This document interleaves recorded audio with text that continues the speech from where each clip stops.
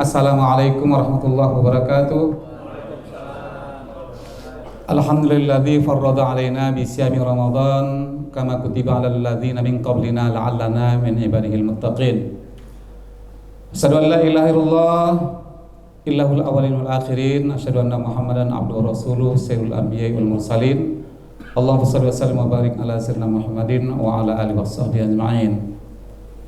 Faqad qala Allah Ta'ala fil Qur'anil 'azim, a'udzu billahi minasyaitonir rajim. Ya ayyuhalladzina amanu kutiba 'alaikumus syiyam kama kutiba 'alal ladzina min qablikum la'allakum tattaqun. Tsumma qala sallallahu alaihi wasallam, man shoma ramadhana imanan wa ihtisaba ghufira lahu ma taqaddama min dhanbihi. Wa qala aidan man qama ramadhana imanan wa ihtisaba ghufira lahu ma taqaddama min dhanbihi. Sadaqallahul azim wa sadaqa rasulun nabiyul karim wa nahnu ala dzalika minasyahidin wa syakirin walhamdulillahirabbil alamin. Yang kami hormati, Rektorat berhadir pada hari ini bersama-sama dengan kita, WR1 Dr. Firmansyah MSI, WR2 Bapak Dr. Ridwanto, WR3 Bapak Dr. Anwar Sadat, kemudian Ketua Senat, jajaran daripada rektorat, kabak-kabak yang berhadir, kemudian juga dekanat yang berhadir beserta jajarannya, seluruh pegawai yang dimuliakan Allah dalam majelis tausiah yang mulia yang kita laksanakan pada siang hari ini selesai sholat zuhur. Di atas langit malaikat melihat, ya, memandang kita ini seperti al-kawakib, seperti bintang-bintang yang berkelap-kelip, bercahaya, karena kita mendengarkan kajian-kajian terkait dengan dinul Islam, terkait dengan agama Allah. Dan para malaikat itu mendoakan, ya, kepada kita yang hadir ini untuk senantiasa Allah memberikan rahmat, hidayah dan inayahnya. Amin, amin ya rabbal alamin. Mudah-mudahan kita senantiasa, ya, menggapai ridhonya Allah Subhanahu wa taala.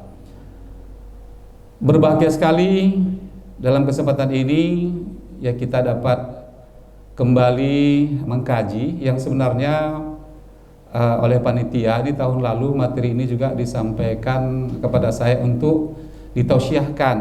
Namun mungkin ada target-target lain juga, karena yang namanya sholat tarawih, ya, dan fadilahnya ini memang betul-betul utama, ini memang sangat penting ini dilakukan.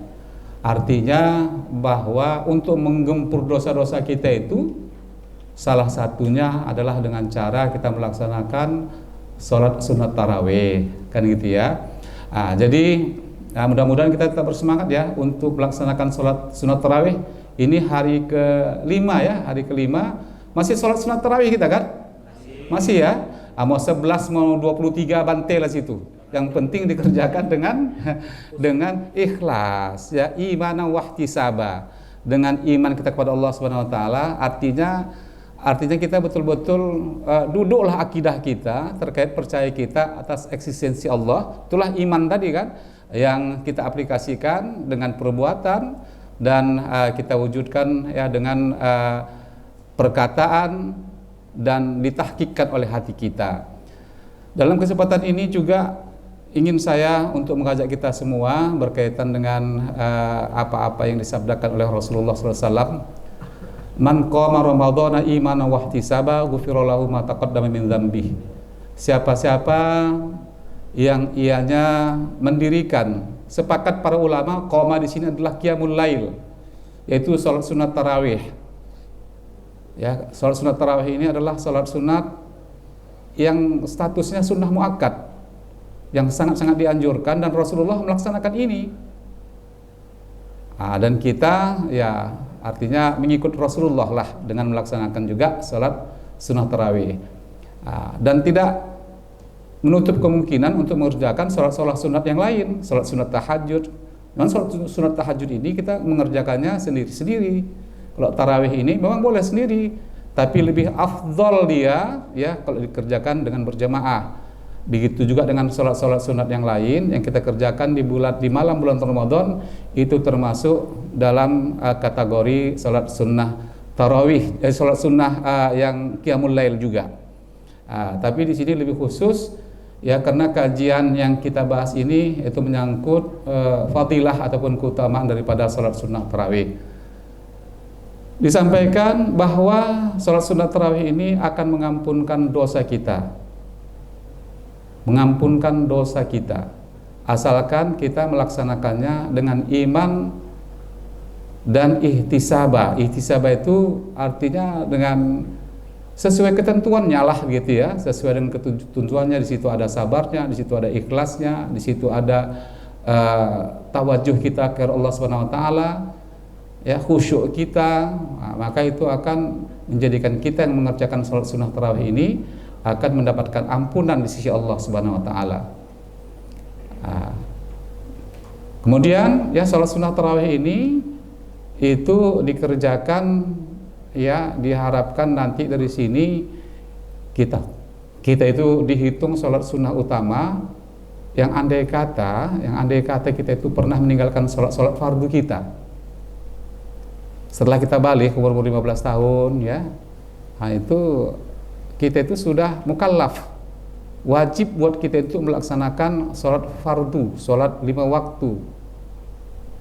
Jadi andai kata ini pernah kita lalai, saya pikir semua kita ini pernah lalai lah ini ya. Ustadz itu kadang-kadang lebih parah lagi. Ya, zaman-zaman mudanya, setelah tobat dia jadi ustadz begitu ya. Jadi inilah sholat sunat tarawih, inilah yang nanti akan menutupi sholat-sholat yang pernah kita lalaikan dulu. Dengan nilai yang luar biasa, ya. Di sini disampaikan bahwa ghufira lahu ma taqaddama min dzambih. Diampunkan dosa-dosa yang telah lalu. Kalau Imam Nawawi mengatakan yang diampunkan dosa itu seluruh dosa kita, baik itu dosa kecil maupun dosa besar. Tapi murid daripada lahir tahun 242 Hijriah, tidak jauh dari Imam Syafi'i, lahirnya Imam Syafi'i yang wafat tahun 1150 Hijriah, itu namanya Imam Ibnul Munzir. Dia menekankan bahwa yang diampuni itu adalah dosa-dosa kecil saja, dosa-dosa kecil, tapi dosa-dosa besar tidak diampuni.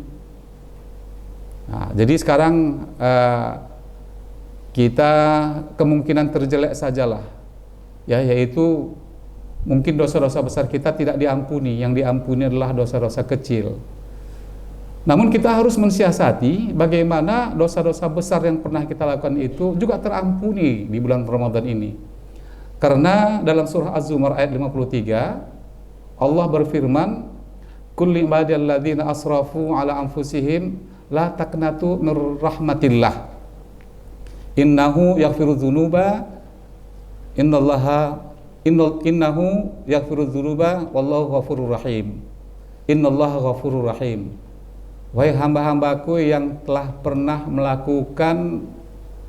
melampaui batas, yaitulah dosa-dosa besar, ya, dosa-dosa besar, la taqnatu min rahmatillah, jangan berputus asa untuk mendapatkan rahmat Allah. Sungguhnya Allah itu mengampunkan dosa-dosa kita semuanya, jami'a, semuanya. Innallaha ghafurur rahim, sungguhnya Allah itu maha pengampun lagi maha penyayang. Jadi para ulama menekankan bahwa yang namanya dosa-dosa besar ini memang harus ada ikhtiar-ikhtiar tambahan, ya, ada ikhtiar-ikhtiar tambahan. Apa itu dosa besar? Ya, termasuklah kita memfitnah, kita berghibah, ya. Dalam suatu riwayat Rasulullah pernah bersabda yang diriwayatkan oleh Ibnu Hibban, "Ala unabbiukum bi akbaril kabair." Maukah kamu aku tunjukkan dosa-dosa yang teramat besar? Dosa-dosa yang teramat besar. Ma ya Rasulullah, apa itu ya Rasulullah? Al-isyrak billah, yaitu berbuat syirik pada Allah. Uququl walidain, durhaka kepada dua orang tua. Qaulaz zur wa syahadataz zur, berkata-kata dusta dan bersumpah palsu. Itu dosa-dosa yang teramat besar. Ada tambahan-tambahan melalui hadis-hadis yang lain terkait dengan dosa-dosa besar itu. Yang pertama barangkali mungkin kita mengkaji yaitu syirik, isyrak. Dosa besar ini dalam Husnul Hamidiyah, kitab tauhid, disampaikan yang dikarang oleh Imam Abul Hasan Al-Asy'ari wa Abu Mansur Al-Maturidi. Itu disebutkan bahwa dosa besar itu, syirik itu ada syirik yang akbar dan ada yang asghar. Syirik akbar ini syirik yang besar. Syirik yang besar ini juga terbagi dua. Ada yang syirik jali, ada yang syirik khafi. Syirik jali ini yaitu kita bertuhankan seperti agama lain. Misalnya kita mempercayai Nabi Isa sebagai Tuhan yang disebut Yesus Kristus, artinya yang dianut oleh orang Kristen. Ini syirik besar ini. Syirik besar. Kemudian agama-agama Buddha ya dengan Siddhartha Gautamanya ya dengan para dewa Wisnu, Siwa yang agama Hindu, itu dalam kategori syirik yang besar. Nah, ini mungkin barangkali kita tidak termasuk dan luput dari yang namanya syirik asghar yang seperti itu. Kemudian yang khafi, ini yang barangkali perlu saya ajak untuk kita merenung dan berpikir. Kadang-kadang ini kita lakukan, tapi kita tak sadar. Walau asyraku lahabitu anhum ma kanu ya'malun. Kalau kita berbuat syirik yang demikian ini, gugur amalan ibadah kita yang telah lalu. Dosa tak terhapus. Amal-amal baik kita justru yang terhapus. Nah, ini contohnya apa? Yaitu tatkala kita menyembelih hewan gitu ya, kemudian kita buat untuk menjamu laut agar dapat ikan lebih banyak. Ini syirik akbar juga ini.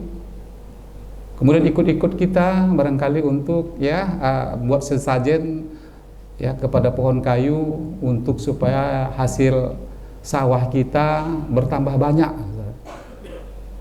Nah, ini syirik akbar juga ini. Penglaris datang ke dukun ya kan, minta penglaris supaya jualan yang kita laku. Ini yang paling banyak ini. Subhanallah, ini syirik ini. Ya. Kemudian ya mailul insani ila i'tiqadi bi wujudi quwwatin fi haqiqatin illallah. Adanya tempat kita ya meminta dan bermohon selain daripada Allah Subhanahu wa taala, itulah yang disebut sebagai syirik tadi. Ini yang barangkali mungkin ingin ditekankan sekali kepada kita semua. Jangan latah-latah seperti itu. Datang kepada ahli ramal yang mempertanyakan bagaimana nasib kita di tahun ini dan sebagainya, itu adalah merupakan perbuatan syirik akbar juga, walaupun dalam kategori khafi. Khafi itu artinya dia tersembunyi. Gitu. Kalau yang jali jelas, nampak. Jadi ini yang harus betul-betul kita waspadai untuk jangan pernahlah kita melangkah ya berjumpa dengan dukun dalam kepentingan apapun. Ya hilang kereta ya kan, tanya sama dukun, ada di sana Siantar, datang ke sana, gugur iman kita. Gugur iman kita. Innallaha la yaghfiru ayyushraka bihi wa yaghfiru ma duna dzalika liman yasha. Sungguhnya Allah tidak mengampunkan dosa syirik, dan Allah mengampuni dosa selain itu bagi yang Ia kehendaki. Artinya, kalau kita tidak segera bertobat untuk perlakuan ini, maka kita termasuk orang yang bukan Islam. Ya, karena telah mempersekutukan Allah Subhanahu wa taala. Tak selamat akidah kita, tak selamat iman kita. Naudzubillah. Ya sudah, kalaupun memang hilang barang itu, tawakal sajalah. Ya kan? Cuman ke depannya kita jagalah, janganlah sampai hilang barang kita. Ya, kalaupun sudah digembok, sudah ditutup pintu, dibuat pagar, sekarang hilang juga, ya berarti itu nggak rezeki. Jangan sampai terlintas dalam pikiran kita untuk berbuat yang demikian. Walau asyraku lahabitu anhum ma kanu ya'malun. Gugur semua amal ibadah kita. Jadi itu ya yang disebut sebagai dosa besar yang pertama yang ingin saya tekankan. Kemudian ada satu lagi yang menyangkut masalah syirik juga, yaitu syirik asghar. Syirik asghar ini yaitu syirik kecil, yasiru riya syirkun. Salat. Karena kebetulan saya di samping Pak Firman kan itu ya, WR1, agak lebih dikhusuk-khusukkan gaya sholat kita tadi. Ya. Takbirnya pun nanti mungkin agak Allahu Akbar gitu. Jadi gaya-gaya seperti itu lazim kita tengok. Ya, kadang-kadang kita pun mau juga apa? Mau juga silap gitu ya. Kebetulan kemarin itu di tanggal 1 Maret datang Pemko Medan ke masjid kami begitu. Jadi orang-orang yang hadir itu saya tengok gaya sholatnya pun agak beda daripada biasanya, ya kan? Agak-agak lebih dikhusukkan, kemudian gayanya pun macam seolah-olah memang ya agak-agak apalah ya, warak-warak begitulah, juhud gitu. Itu syirik juga namanya, syirik yang asghar, syirik asghar. Ya, mentang-mentang barangkali tadi malam dia nambah setelah sholat tarawih, ya, lanjut dengan tahajud, ya 12 rakaat, pagi-paginya agak-agak loyo-loyo begitu ya, agak-agak seperti orang capek dan ngantuk. Ditanya, kenapa bang kok agak lepe kali ini hari ini? Tadi malam dapat juga lah sholat tahajud 12 rakaat gitulah ya. Ini enggak terbang nih pahalanya begini-begini nih. Terbang dia. Jadi hati-hati kita. Ya, kita berpikir ya auna jegesna, auna betengna, auna hebatna, auna cantikna kan gitu ya. Itu ria itu. Itu juga harus kita hindari. Artinya kita itu tampil apa adanya saja. Ya, kita hanya menyerahkan diri kita ini pada Allah Subhanahu wa taala. Saudaraku sekalian, artinya kalaulah pernah kita berbuat yang bentuk-bentuk syirik ini di Ramadan inilah, lewat sholat sunat tarawih itu kita gempur ini. Kita hantam dosa-dosa kita yang seperti ini dengan satu tekad kita bertaubat dan merubah diri. Kita rubah diri kita untuk yang pernah kita lakukan itu tidak akan pernah kita lakukan. Tawaduk saja kita, sederhana saja kita. Tak usah rindu dengan pujian.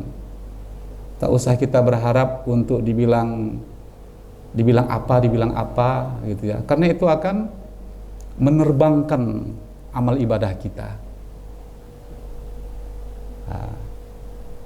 Itu yang ingin sekali saya tekankan kepada kita semua.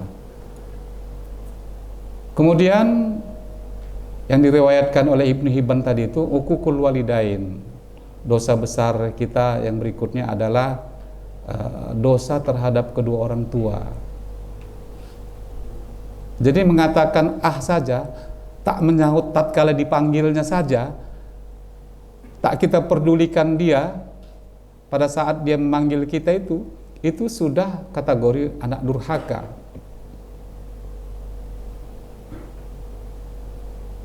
Ya, la yadkhulul jannah uququl walidain. Tak akan mencium bau surga orang yang tidak yang durhaka kepada orang tuanya. Yang durhaka kepada orang tuanya tak akan pernah mencium bau surga. Orang yang tak mendoakan orang tuanya selesai sholat, kata Imam Ghazali, termasuk anak durhaka. Ingat itu. Kewajiban bagi kita yang tak boleh tidak setelah selesai sholat kita doakan ayah bunda kita. Barangkali juga dulu ya, sengaja tak sengaja kita pernah menyentuh hati dan perasaannya. Kita pernah berbuat sesuatu yang sifatnya menjolimi dia. Nah, ini kita harus betul-betul bertobat. Ya, karena itu dosa besar. Nggak akan mencium bau surga ya bagi anak yang durhaka kepada orang tuanya. Jadi kita orang tua kita yang sudah meninggal ya, kita senantiasa ya doakan. Ya, karena mereka sangat-sangat ya berharap agar kita mendoakan mereka. Ini berdasarkan literatur hadis yang sahih ya. Nah, jadi oleh karena itu harus kita lakukan. Kemudian yang berikutnya, dosa besar yang disampaikan oleh Rasulullah yaitu qaulazur. Qaulazur ini adalah kata-kata dusta. Kata-kata dusta. Wa syahadatazur, yaitu sumpah palsu. Sumpah palsu. Kata-kata dusta itu termasuklah kita memfitnah. Memfitnah itu kan kita mengada-ada itu.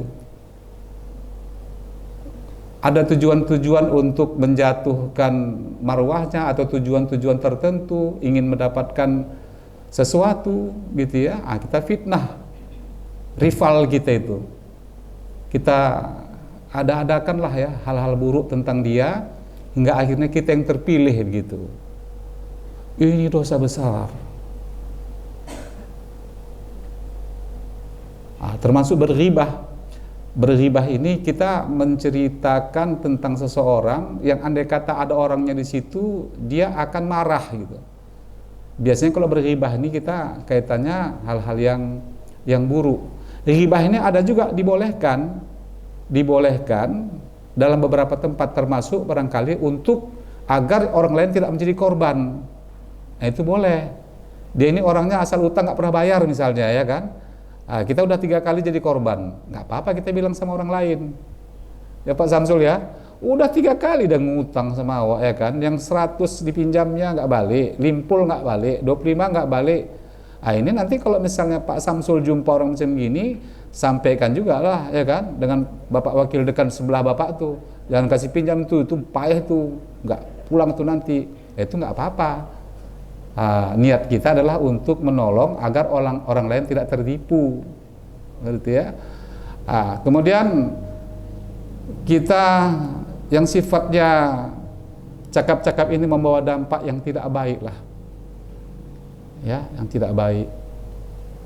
Syahadatazur itu bersumpah palsu, berani tampil di pengadilan, ya, untuk menjadi saksi, padahal dia membela yang salah. Itu banyak kejadian itu. Itu dosa paling besar itu. Dosa besar betul itu. Ya, terkait semua yang namanya berbohong itu tergantung kualitasnya, ya, tergantung kualitasnya lah ya, macam mana nilai berbohongnya, ya kan. Di situ akan dapat dia dosa yang sangat yang banyak begitulah ya. Mangga asam dibilang manis, jualan gitu kan. Asam dibilang manis, jeruk juga rasanya kecut dibilang mantap misalnya ya kan, orang-orang pedagang-pedagang itulah ya kan. Yang ada kita bilang tidak ada, yang tidak ada dibilang ada. Itu sangat-sangat besar dosanya, dan kita jauhkan diri kita ya dari berbohong. Macam mana Ustaz?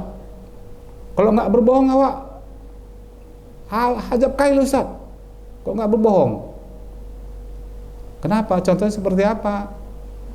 Ya seperti tadi itulah, dia meminta, ya nanti kalau kita bilang ada, dipinjamnya, terpaksa aku bilang nggak ada, kan gitu ya kan? Jadi Rasulullah pun pernah terkesan berbohong, tapi sebenarnya tidak berbohong. Untuk penyelamatan itu yang namanya muslihat. Ini perlu dicatat. Untuk menyelamatkan kita dari bencana, ya kan? Kita boleh bermuslihat. Tapi tujuannya adalah tujuan yang baik untuk menyelamatkan diri, jangan yang lain-lain.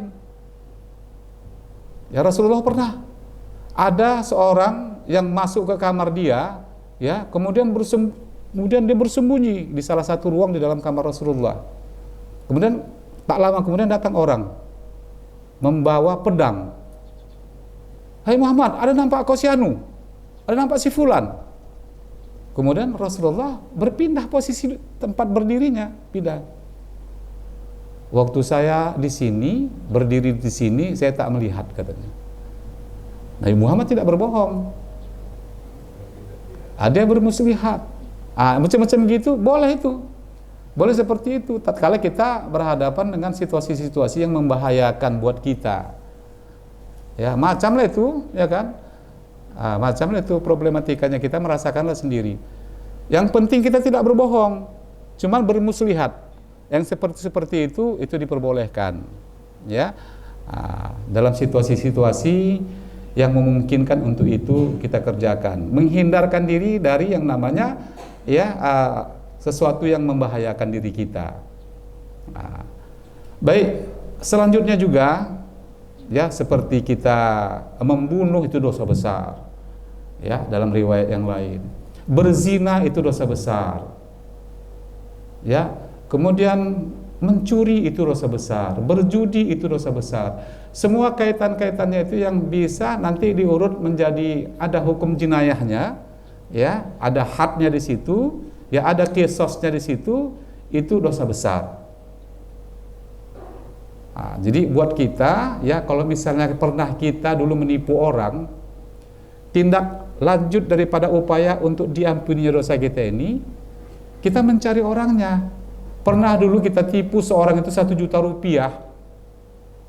Waktu itu barangkali mungkin kita masih belum hijrah lah, katakanlah begitu, ya, masih salah, cara-cara berpikir kita masih belum duduk kalilah akidah kita terhadap agama kita ini. Kita pernah menipu orang. Kita hutangi dia, tapi kita terus tak mau bayar, kita menghilang. Setelah sekarang ini kita menyadari bahwa itu adalah merupakan termasuk dosa besar, ada ikhtiar kita untuk mencarinya. Kita cari. Rupanya sudah berpulang ke rahmatullah, kita serahkan kepada keluarganya. Rupanya keluarganya pun tak ada, ya. Kemudian itu yang 1 juta itu kita sedekahkan ke masjid atas nama dia. Seperti itulah ikhtiarnya untuk kita bisa menggempur dosa-dosa besar itu. Andai kata dulu pernah kita, ya, mohon maaf, misalnya mencium anak gadis orang misalnya, ya, atau sebaliknya, dan kita harus tulus betul-betul minta maaf. Kita harus betul-betul minta maaf. Kecuali kalau tak memungkinkan. Andai kata tatkala itu kita lakukan ngamuk pula suaminya, itu tak perlulah, ya kan? Tak perlulah kita istilahnya sampai ada hal yang membahayakan setelah itu. Tapi kita terus betul-betul memang ada ikhtiar untuk kita buat maaf, minta maaf untuk perbuatan itu. Pernah membunuh, ya, kepada keluarganya kita minta maaf. Kalau nanti ada istilahnya konsekuensi yang lain kita dapatkan tatkala itu kita laporkan kepada keluarganya, ya, kita minta ampun setulus-tulusnya kepada Allah SWT atas perbuatan itu, ya. Jadi berdasarkan surah Az-Zumar ayat 53 tadi, ya, kulli ba'dal ladzina asrafu ala anfusihim, katakan hai Muhammad atas orang-orang yang pernah berbuat berlebih, itulah dosa-dosa besar tadi itu, ya, atas dirinya, la taqnatu mir rahmatillah, jangan berputus asa untuk mendapatkan rahmat Allah, ya. Innahu yaghfirudz dzunuba jami'a, sungguhnya Allah itu mengampuni dosa-dosa, ya, dosa-dosa seluruhnya. Innallaha huwal ghafurur rahim, sungguhnya Allah adalah maha pengampun lagi maha pengasih. Jadi kita pada saat-saat kita melaksanakan sholat tarawih itu ada nanti doa-doa yang kita lantunkan. Allahumma ja'alna ya maulana fi syahrina hadza wa fi lailatina hadhi min utaqaika minan nar ajmain wa tub wa zaki wa'fu amma yaqulu amin amin wa sallallahu sallam alaihi walhamdulillahirabbil alamin. Kan itu biasa dibaca oleh Bilal seperti itu. Jadi artinya itu Itulah tadi terkait mohon ampun kita terhadap dosa-dosa kita. Utaqaika minan nar, kita menghindar dari azab, ya, kita menghindar daripada azab api neraka. Wa tub wazaki wa'fu amma yaqulu amin, dan berikanlah, terimalah tobat dan mohon kebersihan diri bagi orang yang menyebut amin, amin. Itu ya, itulah yang dibaca. Makanya pada saat salat tarawih itu ada nanti Bilal membaca doa itu, kita pun harus juga ikut tawajuh dengan doa itu. Dan bayangkan, barangkali nih ya, ada dosa-dosa dulu kita yang kaitannya dengan dosa-dosa yang agak-agak musrifin gitu ya, agak berlebih gitu, dosa-dosa besar itu kita lintaskan dalam pikiran kita, mudah-mudahan Allah mengampuninya. Ya, jadi itu salah satu manfaat kita melaksanakan sholat sunat tarawih. Ghufira lahu ma taqaddama min dzambihi itu, ya, tatkala kita mampu melaksanakannya dengan ketentuan-ketentuan yang ada, ya. Dalam melaksanakan sholat sunat tarawih tadi ini, kita lah betul-betul kita khusyuk, betul-betul kita bertawajuh kepada Allah SWT, kita bersihkan hati kita niatkan bahwa ibadah kita ini semata-mata berharap ridho Allah, mohon keampunan. Jadi di sholat tarawih ini, itu adalah merupakan maqam yang paling tepat untuk kita mohon keampunan. Saudaraku, kemudian ini terkait dengan manfaat sholat sunat tarawih yang ada di dalam kitab Duratun Nasihin, nasihat-nasihat, ya, mutiara-mutiara nasihat fil wajhi wal irsyad, ya, dikarang oleh Imam Utsman bin Hasan Al-Khubawi. Itu disebutkan ada setiap malam itu ada fadilah-fadilahnya, ada fadilah-fadilahnya, untuk memberikan semangat, ya, untuk memberikan semangat. Tak apa kita, ya, menggunakan istilahnya materi ini gitu ya, karena memang ini menjadi perdebatan juga. Ada juga yang mengatakan bahwa ini, ya, sesuatu yang mengandung nilai-nilai yang dhaif, ya, yang hadis palsu dan sebagainya. Buat kita sebenarnya kalau memang nilainya itu baik, nggak apa-apa untuk memotivasi, kan gitu ya. Jadi di malam pertama tarawih itu fadilahnya adalah diampuni dosa-dosa kita. Terlahir layaknya seperti seorang anak yang dilahirkan oleh ibu kandungnya, dengan syarat dikerjakan dengan tulus, ikhlas, khusyuk, tawadhu, dan bermohon keampunan dari Allah Subhanahu wa taala. Itu malam pertama. Malam kedua ini meningkat kepada keampunan kedua orang tua kita yang dia orang yang beriman. Itu di malam kedua.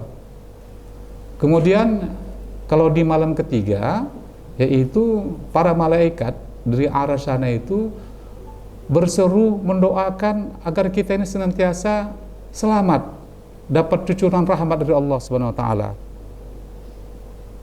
Itu di malam ketiga. Kemudian ini karena malam sampai 30 ini terpaksa buka kopian juga ini.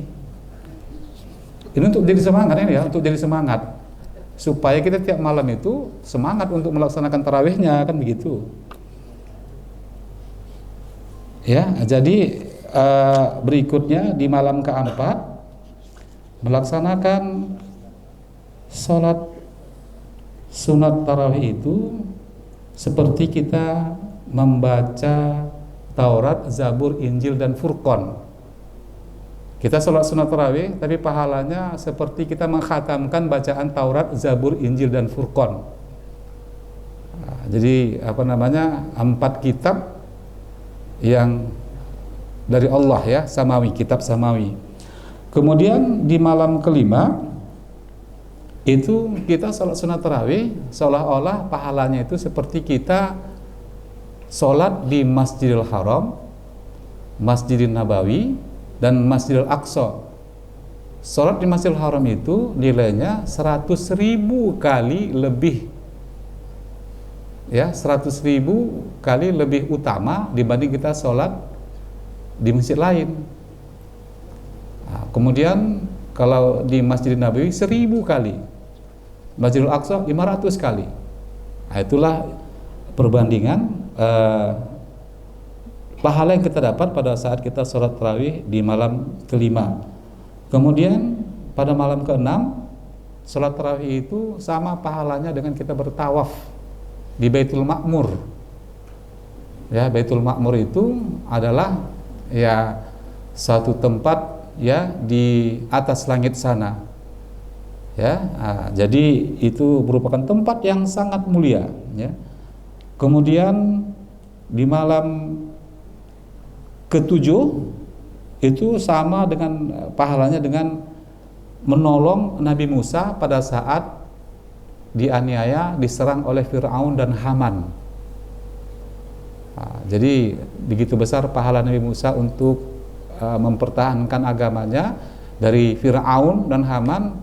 Pahalanya seperti itulah yang kita dapatkan kalau kita tarawih di malam ketujuh.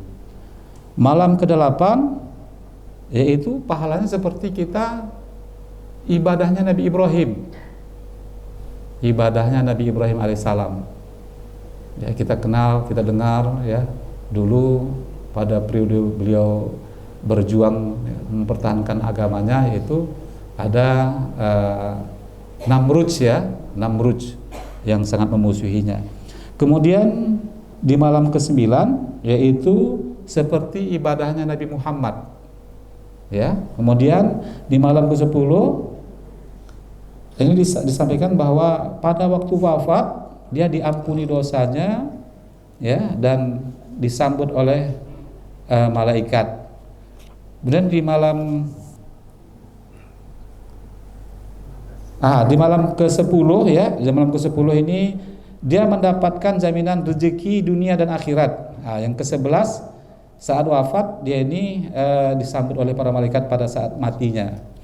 Kemudian di malam ke-12 di akhirat wajahnya sebagai bulan purnama bercahaya. Ya, kemudian di malam ke-13 saat kiamat tiba, lepas dia dari segala keburukan. Jadi tahapan-tahapan hari kiamat itu luar biasa beratnya dan dia lepas daripada segala keburukan itu. Kemudian di hari ke-14, di malam ke-14 yaitu lepas dari proses hisab. Lepas dari proses hisab. Kita hisab itu amal ibadah kita semuanya akan ditimbang, lebih banyak yang baiknya atau buruknya ya. Itu lama betul waktunya itu. Kemudian di malam ke-15 malaikat penjaga aras dan kursi kerajaan langit ini senantiasa memohon kepada Allah agar dibersihkan dari segala dosa-dosa dan diberikan keselamatan. Dan malam ke-16 selamat dari api neraka. Malam ke-17 nilai ibadah sama dengan ibadah para nabi. Malam ke-18 malaikat berdoa agar Allah meridhoi dirinya dan orang tuanya. Malam ke-19 diangkat Allah derajat di surga Firdaus. Di malam ke-20 mendapat pahala mati syahid. Malam ke-21 Allah membangunkan rumah dari cahaya di surga. Malam ke-22 selamat dari kesusahan hari kiamat. Malam 23 membangunkan sebuah kota di surga. Malam ke-24 mengijabah 24 doanya. Ini dia. Jadi 24 doa diijabah oleh Allah SWT pada malam ke-24 tarawih. Malam ke-25 selamat dari siksa kubur. Malam ke-26 mendapat pahala ibadah 40 tahun. Malam ke-27 melewati titian Shiratal Mustaqim seperti kilat. Malam 28 Allah mengangkat 1000 derajat di surga. Malam ke-29 pahala 1000 kali ibadah haji. Malam ke-30 Allah mempersilahkan masuk ke surga dan menikmati segala fasilitasnya. Ya, jadi ini barangkali mungkin sebagai penambah semangat untuk melaksanakannya saja. Ya, ini di kitab Durratun Nasihin ya, karangan Syekh Utsman bin Hasan Al-Khubawi. Ya, buat kita apapun yang namanya ilmu-ilmu yang barangkali ada manfaat buat kita, Barangkali juga untuk menyemangatkan anak-anak kita, nggak ada salahnya juga hal-hal seperti ini disampaikan. Bapak Ibu yang dimuliakan Allah, semangat kita tarawih terus ya. Amin ya rabbal alamin. Dan barangkali ini yang bisa saya sampaikan. Selanjutnya kita sama-sama berdoa, mudah-mudahan Allah memberikan kekuatan kepada kita untuk bisa melaksanakan ibadah-ibadah Ramadan ini dengan lebih sempurna dan lebih sempurna. Na'udzubillahi minasyaitonirrajim. Bismillahirrahmanirrahim. Alhamdulillahirabbil alamin, wassalatu wassalamu ala asrafil anbiya'i wal mursalin wa ala alihi washabihi ajmain. Allahumma ya Allah, pada siang hari ini kami bertawajuh ke hadratmu ya Allah, bermohon rahman dan rahimmu, bermohon hidayah dan inayahmu, bermohon keampunanmu ya Allah. Allahumma ya Allah, berikanlah kekuatan pada kami ya Allah, hingga kami mampu melaksanakan ibadah Ramadan ini sempurna dan lebih sempurna ya Allah. Allahumma ya Allah, berikanlah pada kami juga kekuatan ya Allah, untuk kiranya apa-apa yang Engkau larang, apa-apa yang Engkau murkai, dapatlah kami hindarkan ya Allah. Allahumma ya Allah, jadikanlah kami dari golongan hamba-hambamu yang soleh, dari golongan hamba-hambamu yang takwa. Allahumma ya Allah, kabulkanlah pinta kami, karena Engkau adalah pengabul segala pinta. Allah, menjadikanlah ya Allah puasa Ramadan kami ini membuat kami menjadi sehat ya Allah, sehat jasmani, sehat rohani kami ya Allah. Allahumma ya Allah, jadikanlah dengan puasa bulan Ramadan ini luas rezeki kami ya Allah, mudahkan segala urusan kami ya Allah. Allahumma rabbana taqabbal minna innaka antas samiul alim wa tub alaina innaka antat tawwabur rahim. Rabbana atina fid dunya hasanah wa fil akhirati hasanah wa qina adzabannar. Wa sallallahu sallam alaihi walhamdulillahi rabbil alamin. Assalamualaikum warahmatullahi wabarakatuh.